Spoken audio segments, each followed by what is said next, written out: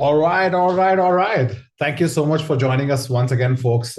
Just want to make sure that my audio works. So if someone from my team can put in the chat, that'd be fantastic. I'm so glad that all of you all could make it again. I am excited to share our ideas. This time we've tried to take it up a notch to kind of make sure that we are leveling the game up, kind of being more nuanced with our ideas, more specific, and also sharing stuff that you can just go and implement straight away. Although I will admit that some of what I'm going to share today is going to be a little bit too complex for a business to instantly implement. But once again, my intention is to make sure that I add as much value in this next 40 minutes as I can. I have about 15 ideas to share with you, and I'm going to make sure that I spend limited time on each one of those so that I can cover more. But if you have any questions as I talk, please feel free to put that in the Q&A section. Once again, the goal with this, the reason we are doing 100K plus monthly visits sort of ideas is also because once you've scaled, problems start to become more complex.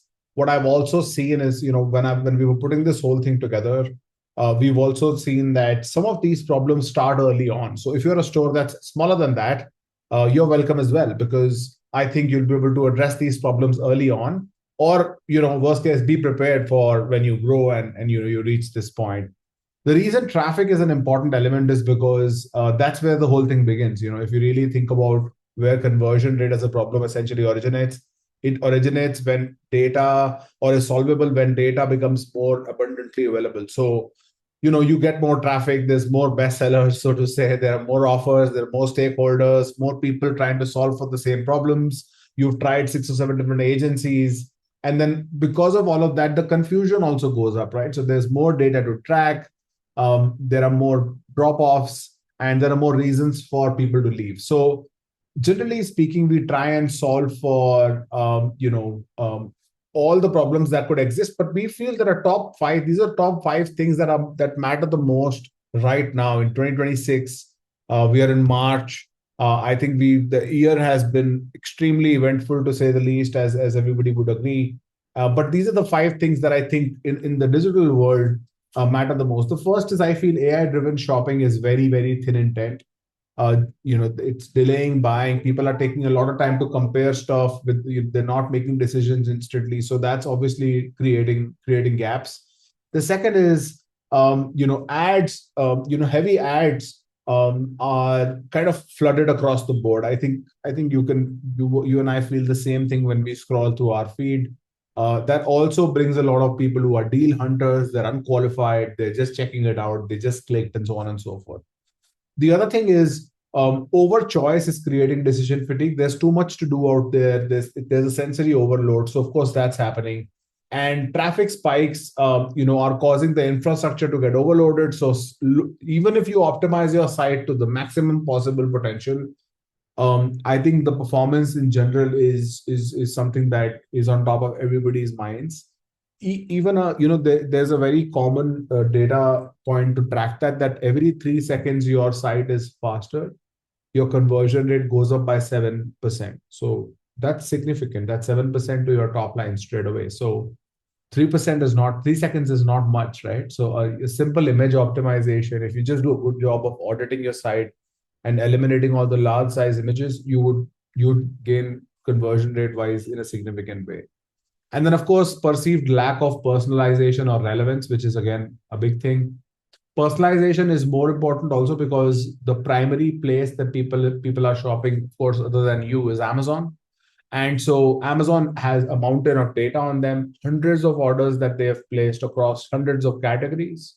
So the Amazon is able to tailor everything to the day. Interestingly, just a week ago, I was shopping on Amazon.com, and now they are also able to personalize filters, meaning if you're shopping for t-shirts, for example, just as an example, if the price filters were 0 to 10, 10 to 20, 20 to 30, 30 to 40, and so on, normally they are now able to change that. And so the filters are below. If you're somebody, for example, who buys higher ticket price, or you only buy something like a Nike or something like that, the filters are below 30, 30 to 50, 50 plus. So they just have three filters, right?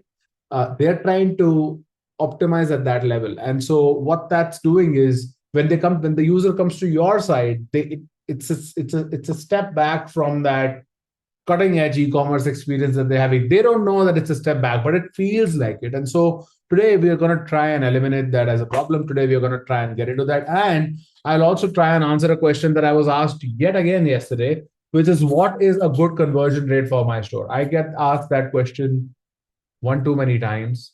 And I'm going to try and answer that question, but I'm going to do that right at the end so that you guys stick around. Okay. Now let's first get into the bestseller dilution. Now I want to pick up from where I left off with Amazon. I think one thing that they are doing well and also not doing well at the same time is their homepage. Their homepage is highly actionable. You have something to do. There's a clear next step and so on and so forth. But I feel there's just too much happening on Amazon. Even my Amazon looks like this. They just want me to. So what started happening for users is they're stuck in a loop on Amazon. Unless they search for something new, they will be stuck in the loop of the things that they saw before and they see again. So that's obviously a key piece. But generally speaking, shoppers are overwhelmed with too many options, high traffic wasted on low converting SKUs. So you're showing them stuff that is anyways not converted in the past if you're showing them that. So what we've seen that work is, of course, replacing the standard catalog with maybe a quiz. I think we've seen those on the internet all over the place. The mattress guys did it first, then the health supplement people do it now. Everybody can do a quiz, or just create some visual harmony in general, right? If an ad, depending on how you're driving your traffic, make sure that everything else is in cohesion. So if your ad said that there's 10% off on the site, your site must have it. I oftentimes see that agencies and businesses or marketing teams and category teams are not in sync. So an ad or a campaign that was running from last month is still live. And so that's a disaster, of course, because people set you're setting an expectation with your ad and then you're not meeting that expectation on the site. Very basic, but very, very common mistake. I over V, let your visitors see you. I feel that there's a point when your brand is big enough, where you putting yourself out there will add a ton of value to the brand and to yourself. And I think that founder brand, as you might have realized, everybody and their uncle has started a podcast. And as you imagine, there are selfish reasons why people do that and unselfish reasons why people do that. Some of them just want to share knowledge with the world. But generally speaking, why people are doing that is because they see that people follow people, they don't follow businesses.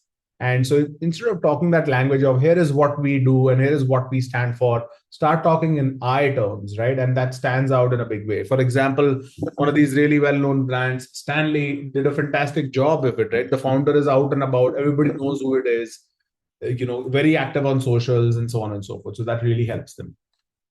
Surface winners. So, winners, your Pareto principle applies everywhere, right? So 20% of your products are driving 80% of your revenue. There is no reason for you to solve for anything else. Please don't solve for moving old stock or moving your high margin products or trying to sell a more expensive product. Do not do that. Lead with high conversions always. Because the thing is, if the user is willing to pay more, they will find a way to pay more, right? Of course, the experience can be better. If you want to upsell, there are ways to do it. But generally speaking, you want to lead with your best sellers at all times and not try to innovate something that's not broken, right? The second one I'm going to talk about is layout fatigue. Generally speaking, if you look at this page for 15 seconds, it's already tiring you. There's too much happening. Your backyard paradise, finance to finish, patio refresh, latest in power tools. There's too much happening. Plus, I have a search. I have shop all services DIY. And then if I'm an existing user, I'll get logged in. Plus, you've got the $200 off on select online outdoor orange bar on the top. So now you've thoroughly confused me as a user. And I'm thinking, hey, what did I come for? And so I go and make a search for the drill that I came for. While I did that, I saw two other recommendations. So you've taken 30 seconds and I'm like, hey, you know what? I think I'm going to drive down to the store anyways on the weekend. Maybe I'll do it at that time. And so you've completely lost the moment. The magic is gone. The moment is gone. So what do you do to fix that? The first most important thing that I wanted to focus on is where you want people to begin, right? First of all, audit for blind zones, which means which sections generally get ignored. Where do repeat users stop engaging? Which elements haven't changed in 6+ months, right? The general data points that I would want to follow are places where people are scrolling too much. I think you all already do that with heat mapping tools. If your repeat traffic, so this is a fantastic way of auditing your site. Stop looking at your entire traffic and the journey that they do. Focus purely on a visitor that is on your site for the fourth time and has maybe bought twice before. So you can watch a visitor recording or something like that. That person will tell you the parts of your site that are completely ignored or they're completely skipped. They are your loyal customers, right? So they'll have the most critical but also the highest quality feedback for you, right? Declining CTR on once performing module. So if you had collections that worked, they don't work now, you know what to do with it. But generally speaking, simplify. The keyword that I want to keep repeating today is simplify. Simplify the way you want people to take the next step, right? A couple of things that you could try, of course, is breaking the grid and autonomy. Simple start here button. I'll show you another example of that as we keep going. I have many examples of this first fold of your website. So there are many things that you can achieve, right? The second is rotate the above the fold energy, right? So most stores set and forget the hero sessions. That's absolutely correct. But the other thing that you want to maybe do is every 2 or 3 weeks change it up, right? But don't change it up with the same old stuff, right? If you're saying the same thing in a different way, it doesn't make any sense, right? Try a different value prop, talk about a different collection, talk about a different category. If you're running a specific campaign, talk about that. But generally speaking, try to keep the framing different as much as possible, right? And then, of course, make it interactive if possible. This is one fantastic example by Macy's. There is a drop down in the banner. That's fantastic, right? Online today only, flash sale, 40 to 70% off. And then you have shop by category. You can click on that and it's a drop down. Fantastic. The banner is useful. 70% of your first fold real estate is not going to waste. What could be better than that? The promo overload. I think my inbox has a lot of this situation happening with some of the best brands that are really like, I like Timberland, they spam a lot, right? I like Nike, they spam a lot. And so what has happened is, for example, there was this website called drop.com. I used to love them, and they used to drop these really solid offers and deals on limited edition watches and mechanical keyboards and all of that nerdy stuff. But the thing is, every time their email would land in my inbox up until 2022, I would consciously open it and take a look at it. But that stopped completely. They got acquired. Somebody else took over. I don't know what happened. But they became like same brand. Like once in 2 days, an email was hitting my inbox and it just had the same kind of stuff. So basically what ends up happening is you have higher unsubscribes. There is decision fatigue, right? And then short-term wins, because what's happening is you're driving the same traffic again and again and again, and your highest quality customer is getting annoyed. So you're not doing a great job there. By if your email revenue on your Klaviyo dashboard shows a big number, it does not mean that the revenue is being driven by emails. Klaviyo tracks open and convert revenue, meaning as long as you emailed 100,000 people, 50,000 of them opened your email and converted, it will take credit for that revenue. So they might not have converted because they opened the email. They just converted because they're your customers. They're already on your list. They know your brand. They took the effort to give you their email. They were anyways going to probably buy. So there is a way where you can change that tracking to click and convert, where you can then attribute revenue to people who clicked and then converted. You can also see the window. So for example, in Klaviyo, if somebody opens your email on a Monday and converts on a Friday, Klaviyo will still take credit for it. So you can change that. You can change that to 3 days or even 2 days, saying if the conversion happens within 2 days. So that actually tells you if your email revenue is coming from email or not. Because emails also drives direct traffic, meaning people see you and then instead of clicking the email, they go and Google you. And I'll talk about that a little bit later. What you could try is replace your batch promo blasts with triggered send sequences, right? So what does that mean? If a certain product is seeing a traffic spike, send an email. If you're seeing something is running out of stock, send an email. So make it meaningful. Make it, think of the triggers that will make people react instead of making it mandatory to send those 15 campaigns or 12 campaigns a month. And then it's backfiring because on 100,000 list size, you're getting 3,000 unsubscribes every month. So your list is degrowing by 3% a month. You're going to be down about 40% by the end of the year. You're also doing only 2% in email opt-in. So you're only getting about 24,000 emails added back. At the end of the year, your overall list size is 10% smaller. That's horrible. You've just lost precious email subscribers, right? So don't do that. Run a promo fatigue audit using unsubscribe. So look at the people that unsubscribed. Look at the emails that got you those unsubscribes. Look at the time of those emails, the subject line of those emails, the design of those emails, the messaging of that email. And that tells you exactly why they unsubscribe, right?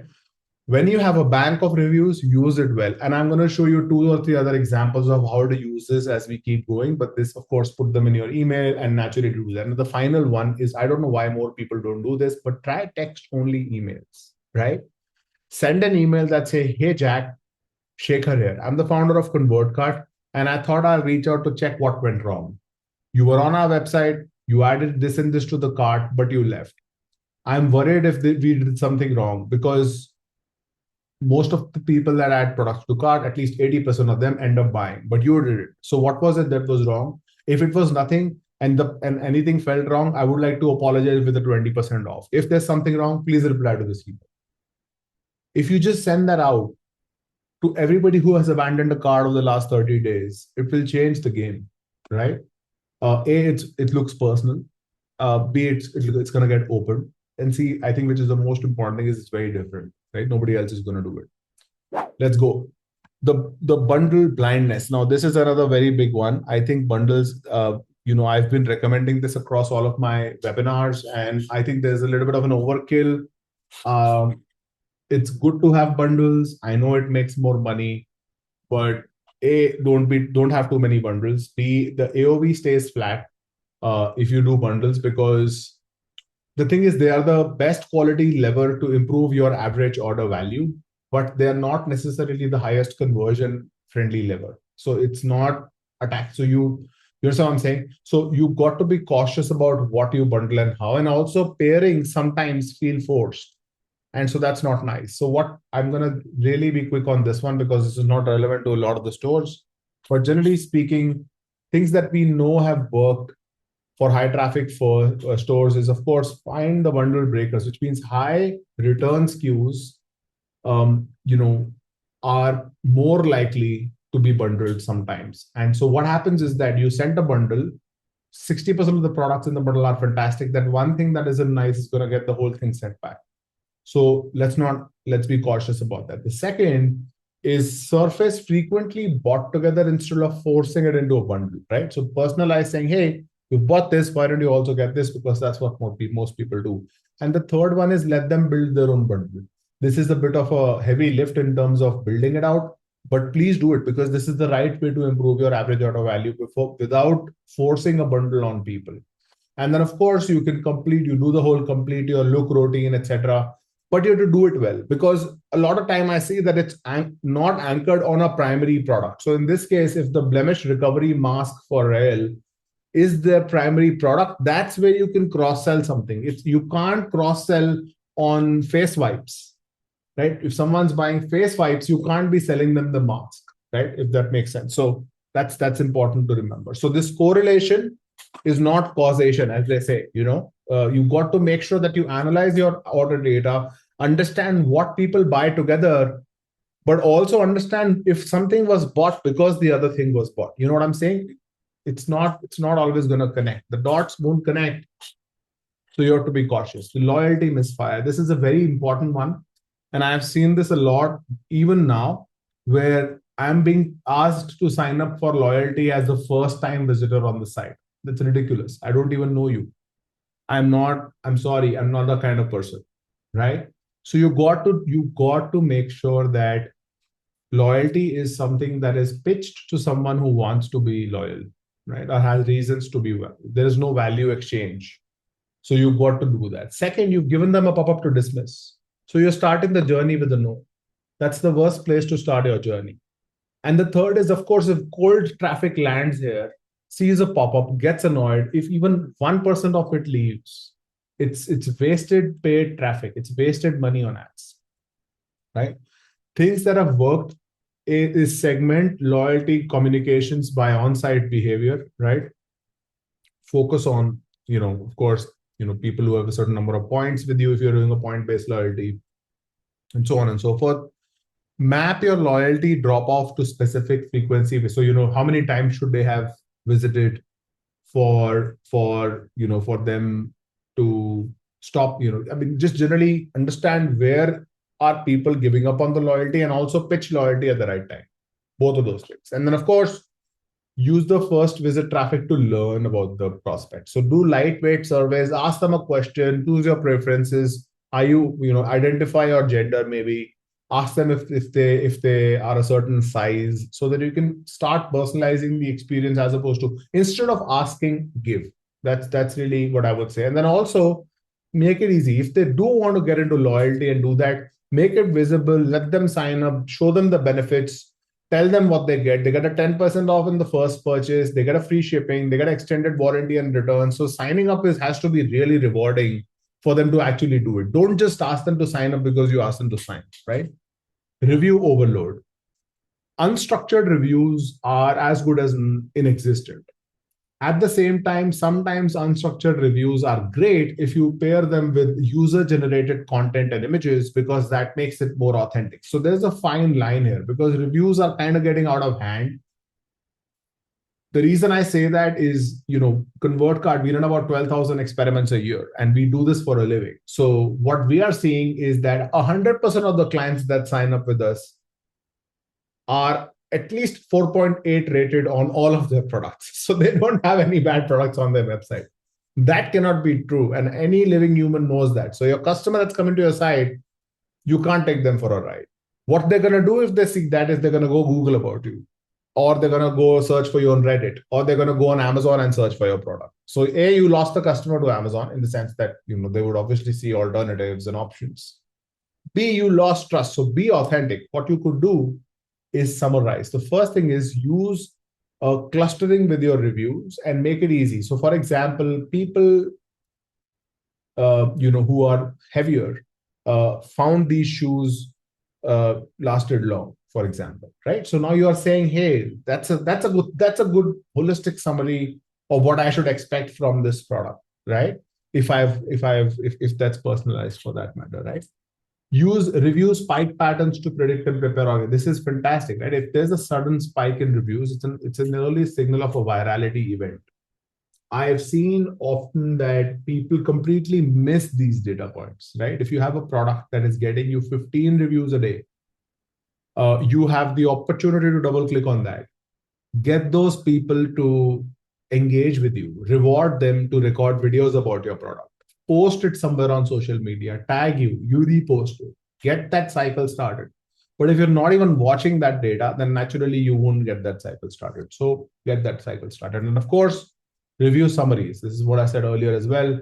Just a simple, this button down shirt is praised for its incredible quality and comfortable soft material. It offers a great fit and is considered a fashionable staple. Phenomenal. $27, everybody will take it. So you've got to just make it easy to digest, easy to accept, and so on. And then the final is, if you get bad reviews, do not remove them. Get the 2 and 3 star reviews in, add a reply to them, give a lot of context. Don't be a 5-star rated brand through and through. Everybody knows there's something in there, right? Let's go to the next one. Too many product variants, right? Problems we see across 100K plus. So I've actually seen cases where I've seen, I think this example is just 4 or 5 variants. I've seen cases where there are more than 10. And so it creates, of course, it creates analysis paralysis. And so people are just looking at everything and they're not really there to decide.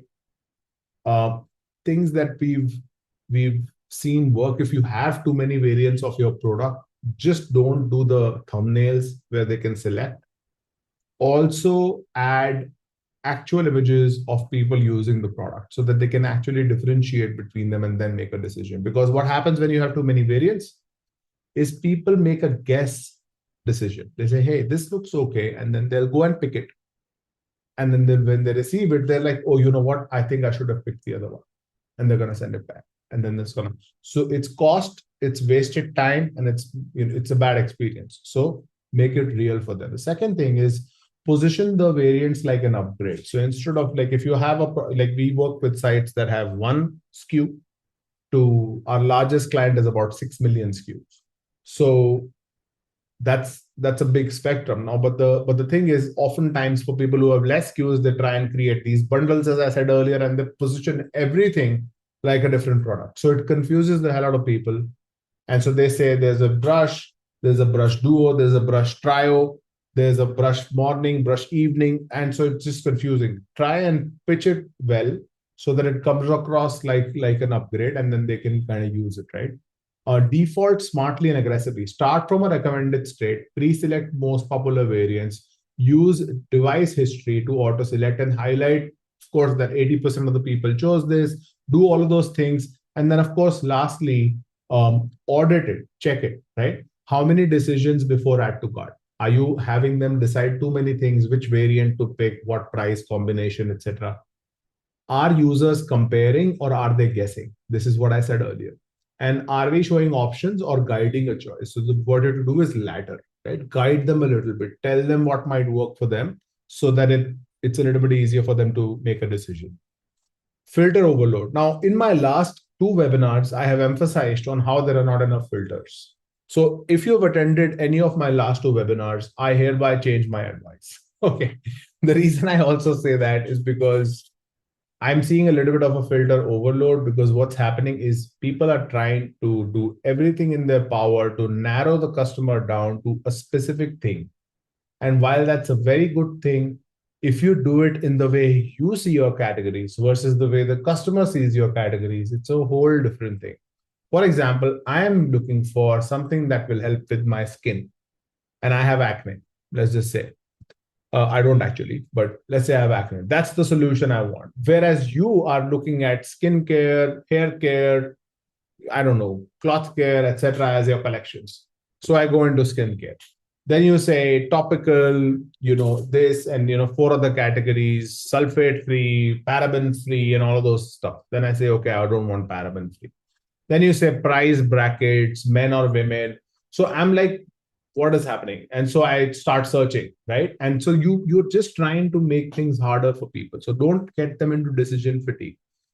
Here are the things that we've seen work. The first is retire filters that get applied but don't end in purchases. There are filters that people end up using that don't necessarily result in a purchase.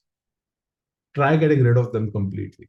There is no point that you let people, for example, in the case of shoes, the color of the shoe matters. Does the color of the lace matters? I don't know. So you want to just A/B test and figure that out. We do that all the time for our clients. Use filter sequence data to rebuild your category page. I'm going to come back to this because there's a visual example of how this can be done. Different products require different filter configuration. Kind of an obvious point. Shopify is going to force filters on you because you will enter multiple things in your product SKU information. But think of what's the most important filter. For example, if you're selling shoes, the most important filter is size. If you're selling cosmetics, the most important filter is use case, right? So you've got to prioritize that to the highest level and then let people make their picks, and also let them pick multiple filters at the same time. Like in this case, I want to be able to pick 8.5 to 9.5 because it's actually true that for me, I have a spectrum of shoe size. So depending on the brand that I wear, I can pick anywhere between 10.5 to 11.5 and then make a decision, right?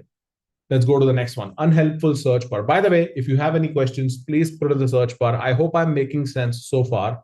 I can see that everybody who joined in the beginning is still here. So I would assume that it's not that boring after all. So thanks for sticking around. And I'm going to keep going. If you have any questions, please put it in the Q&A section or in the chat. There is a Q&A section and you can add questions there and I'll be able to take it if it's relevant to what I'm talking about right now. Otherwise, I'll take it all the way at the end. The unhelpful search bar. Search is the most important part of your website. People who search convert 5 to 8 times better, sometimes 10 times better than the rest of your traffic. They are the highest intent visitors that know exactly what they want and they're going to ask you for it. But oftentimes I see businesses don't index their entire product information. So the best quality searches index the product name, their category, the description, all of the features of the product, everything in one place. Like in this case, the product name is the Spring Flavor Duo. Nice. And what does it say? A limited time pairing of basil and lemon flavored olive oils bundled with special 15% savings while the spring season lasts. So it's basil and lemon. That's the keyword. But when you search for lemon, you see blog posts. Doesn't make any sense. Why? Because you're expecting people to remember to search the spring flavor duo, which they're never gonna search for, because nobody knows that you call your product a spring flavor duo. Okay. So what do? What you do is you make sure that you index everything. So ConvertCard, for example, has IntelliSearch. We take your product SKU information, index it into a search algorithm, and then personalized search results. So if you search for anything that's written in the product description, literally anything in the product description page or anything related to it, so our AI is able to detect it. So if you were to search for, in that case, olive oil, it would still pick it up. Oil, it would pick it up, right? Basil, lemon, anything. You could search for anything and it will pick it up, right? And of course, take care of non-product related searches. Are they searching for FAQs, support? Because that does happen. There's a small percentage of people that are searching for weird stuff, and you've got to make sure that they get an answer and they're not completely lost, right? First time visitor disconnect. First time visitors on your site cannot be seeing the traffic or the site experience that is visible to 10th time visitors on your site.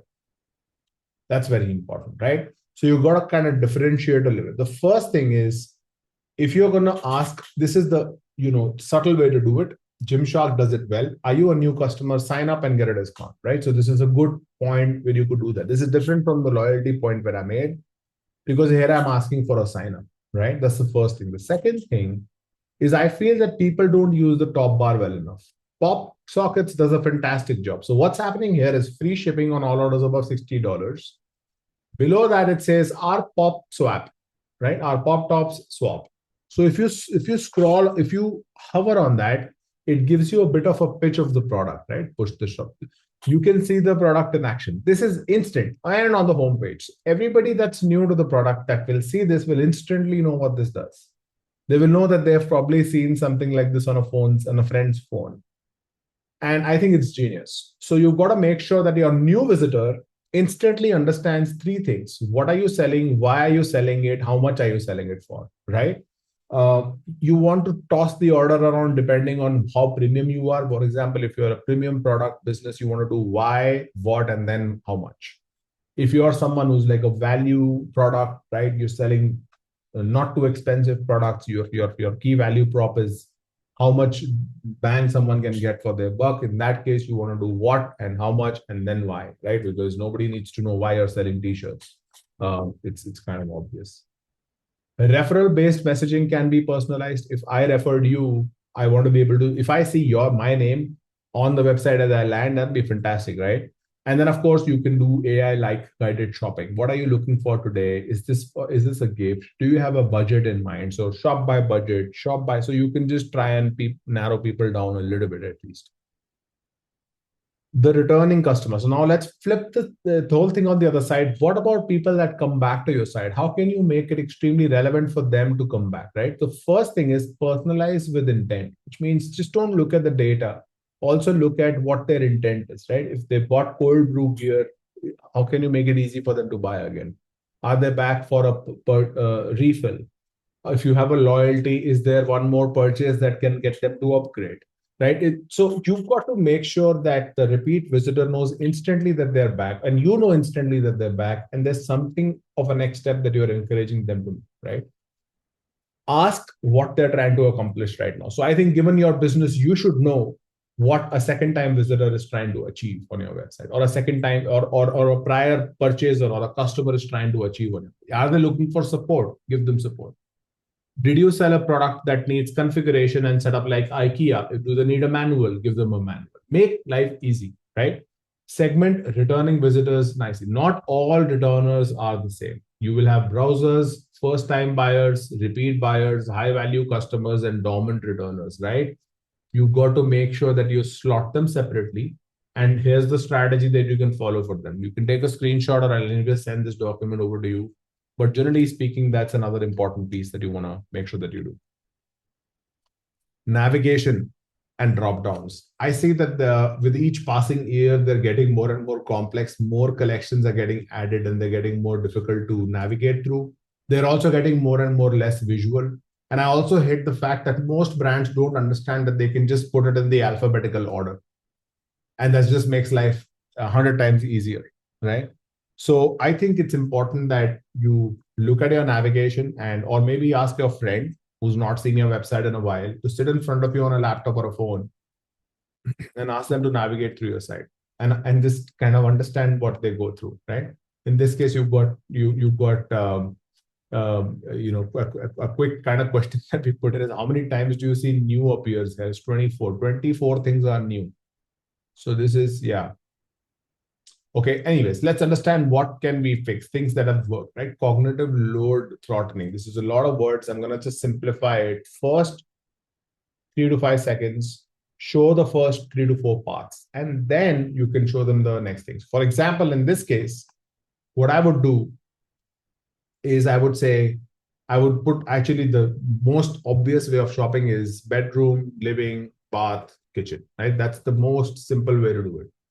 Then if I go into kitchen, you could do tableware or kitchenware, right? And then so you just make the make it easy, right? This is popular collections, mugs on the table in the kitchen. So on the table has teapots and glassware, and in the kitchen has tea towels and everything else. So you can imagine what I'm trying to say here. I think we all understand what I'm trying to say. Scroll reactive navbar. Navbar changes based on scroll depth. Top of the page is discovery min, but if you're in mid scroll, you can do comparison shortcuts, right? The bottom is urgency, finish your purchase. So you could change the navigation depending on how far someone has scrolled, also on which page they are. If they are within a category, your navigation should make it easy to go back to where they started, to all the main categories, and go further to subcategories. So that would make life a lot easier. Go beyond. So this is another interesting one where we've done this a couple of times because the brand asked to do it, and it had solid second order effects because people did engage with it a lot. So you can go beyond just products and categories and collections, and you could just, for example, in this case, this was a giving back section that was added, a lot of engagement, so on and so forth. And also make help support very easy. I feel that almost always return, help, support, FAQs are tucked away in the footer, and it's just not nice, because you're essentially, as a brand, showing that that's how much you value new customers more than your existing customers, because those are the sections that are most important for your existing customers. Whereas, guess what's easier to do? Is it cheaper to get a new customer or to get a sale from an existing customer? I think if you know the answer to that question, you know exactly what I mean. Last 3 points, and also the most important one, the too many cooks dilemma. This is when you've got too many stakeholders, right? Sales rep is saying the red discount banner is too much in the face. The C-suite is not liking the banner, right? I don't think the urgency is doing anything. What that does is it creates really nice looking websites, right? They visually look fantastic, but they don't perform. Like in this case, there's a banner, then there's a mission. So what's happening is somebody has to scroll twice before they start seeing products on the website, or understanding what the brand really sells, because there's really nothing visible as far as products go. And I don't mean to be pushy in terms of sales, but you've got to lock in the intent. You can't be pitching. You can't be talking about the story too much, right? When you're selling houses, for example, if you look at a house, the first thing is the picture of the living room and the view, right? You can't be saying that, in the midst of bustling New York City, all of that. They show me the house, and then we can understand all of the other story, right? So what we understand from this is, there is a better approach. So I'm going to show you an example of the same brand, what we've done here. Very simply put, the socks were a key category for them. So we highlighted that. The only socks you'll need all year, right? Temperature regulating bison fiber keeps your feet warm, and then you could just shop bison trail socks. So that was a big category for them. We also highlighted the mission statement on the product page, because that's where it mattered more, because you're trying to convince someone to buy something now. So now, loved by shoppers who care about the planet, right? So this is where that story starts to come up. If they hover on it, it tells you that they will take care of the corporate social responsibility end of business. There's how much money would go towards causes and so on and so forth, right? Again, now summing up what I said earlier, summarizing reviews and making them useful, highly rated with customers for backpack size and pocket utility. And when you hover on it, it tells you that backpack size, many customers remarked that this backpack is perfect for the large, souped up backpack, their needs, whatever. And then pocket utility, of course, many pockets and so on and so forth. The result, bounce rate went down, add to cart went up, people were happy, a lot of business done. The world is a better place. Multi-storefront experience fragmentation. Now, this is the too many words, but I'll basically tell you that if you are someone that has multiple storefronts, you have to make sure that you make it extremely clear for people if they're on the wrong one, right? So first of all, geo detection is extremely important. More often than not, I've seen American customers seeing Canadian prices and vice versa, and it's not very clear. And also we have clients that do UK and Australia, for example, so that becomes even harder for them. So that's the first thing. The second thing is customize the storefronts at least a little bit visually so that it's instantly visible what's happening. So you see, when I go from women to plus plus curve to men, the vibe is just completely different. And so that's what you want. It should be instantly available and visible to me if I'm in a different place. And I want to be able to fix that instantly, right? Now, the final point is channel cannibalization. Okay, this is very important because at scale, attribution goes completely for a toss. And I think it's extremely important that you pay attention to this. Here is what happens. Tuesday, you send out an email in the morning. Afternoon, your Google shopping bids are spiking. Why? Because people, after looking at that email, started Googling your brand. And so you're showing up a little bit more and more and more, but the clicks are. And so you're paying to capture intent that you already created with your email. The problem we see, generally speaking, is cannibalization is really speaking, it's happening because of arbitrage. Because you as a brand are available in 3 or 4 different places. On my email, I got a 10% off. On the retargeting ads, 15% because that ad has been running from last month. And then you have a customer that's hunting for coupons, trying to do all of that. The red flags that I wanted to watch out for is people visiting you too many times but not buying. You can set alerts. You can create Google GA4 reports to tell you this, right? Coupon usage increasing over time. And conversion rate spike only during promotions, right? What that will do is you're training your customers to wait and compare and then buy and take your time, right? So they will never be convinced that whatever price you're offering is the lowest possible price. And so that's a problematic place to be. Use a simple mental model. Answer one question. Are we creating demand, capturing demand, or converting demand? If you're creating demand, your messaging has to be completely different and it has to be across the board the same. If you're capturing demand, you are expecting people to take action, to click. And so there has to be a reason for them to do that. And then if you're converting demand, do that on the website. Don't do that anywhere else. The only case to convert demand outside of the website is with a cart abandonment email or something of that sort. If 2 channels answer the same question for the same user at the same time, there is some canalized. So what this means is that your ads should not be converting. Your emails should be nurturing and trying to get people to the next level. Your checkout should be absolutely a complete banger. It should not have abandonment at all. Not because it is a phenomenal converting page, but also you're able to push the right people through the funnel and you're not doing anything that gets the wrong people all the way into the cart and checkout, which then leads to abandonment. Abandonment does not happen because they don't want it. Abandonment happens because you got somebody all the way to checkout who was not there yet. They were not into it, right? So that's the important bit. But then also identify channels that are free riders, right? Use multi-touch data to find channels that have zero first touch or mid-funnel presence, right? So I believe I'm making sense, but the bottom line point here is that you have to understand the kind of people you would drive to your site using different channels, right? Run pause tests. This is actually very interesting. Pause branded search in a region, reduce retargeting spend for a segment, or hold out email campaigns for a cohort and see what happens. If the results are the same, you don't need to do it, really speaking. I feel that there is a point that brands end up doing everything a lot. And so they think all of it is together working for them, which also makes them get to a point where they feel that it all needs to continue. Whereas it's generally speaking, it's just 5 or 6 winning things that are creating that whole map for you, right? So that's the final suggestion that I have. I've taken 47 minutes of your time. Thank you so much for spending this time with me.